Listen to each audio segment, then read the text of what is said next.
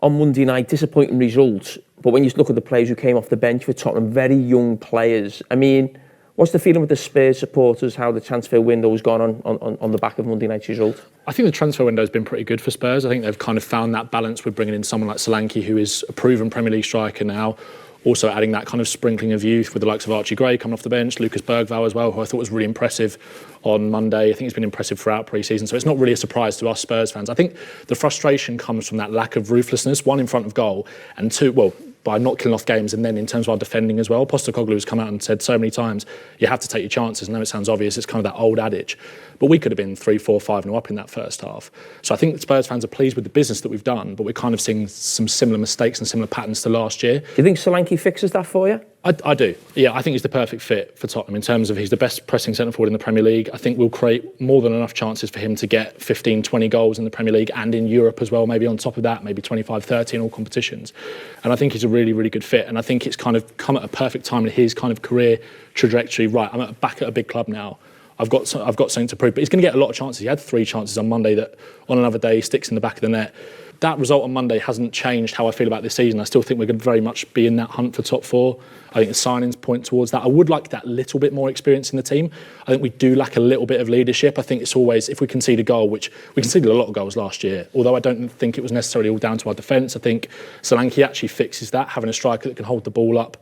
I think we've solved that with Solanke. Again, he hasn't scored a goal yet for us, first game of the season. I think if he gets rolling against Everton on Saturday, there'll be chances for him there.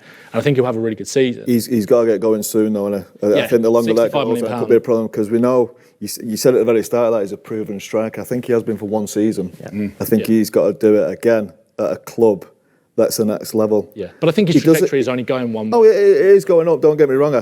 I worry about him finishing-wise. I do a little bit. And I want him to do well. Sometimes I look at certain players and I might be wrong, he looks shy a little bit when he plays. I made the comparison with when you watch Tony play. You can just see him on the pitch, he's just strutting round, he's like his own in the pitch, he's got that sort of football arrogance. I'd love to see Solanke have that in some ways, and I hope we're not sort of talking in 5 or 6 games time, and the press and the media, everyone gets to be like, oh, has he scored his goal yet? And that pressure builds on him. Because I don't want to see that, because you still class him as a young player, but he's 27. I thought his all-round performance tonight was really, really good.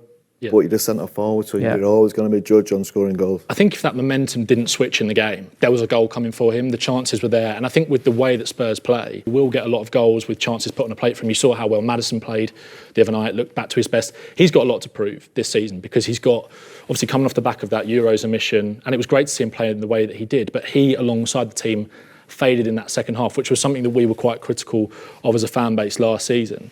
And obviously he's got someone like Dane Kulusevski, who came off the bench, who has been playing centrally basically all through pre-season. And I think he made a massive impact when he came on. So there's a lot of pressure on someone like Maddison, but maybe that might be exactly what he needs to kind of get back to what we saw in the first 10 games of last year. The thing I worry about Spurs is, have you got the depth in the squad? Yeah. You think you have, or are you worried about that? Well, no, I agree. I think you've got 13 or 14 that, if they stayed fit all season, you'd be looking at top 4. Yeah. And it's the way they play as well. The way they play, it's so much energy, it takes so much out of them. And that might have had something to do with the way they finished last season. So I just think he still needs possibly 2 or 3 just to make it a 15, 16-man squad rather than a 13, 14.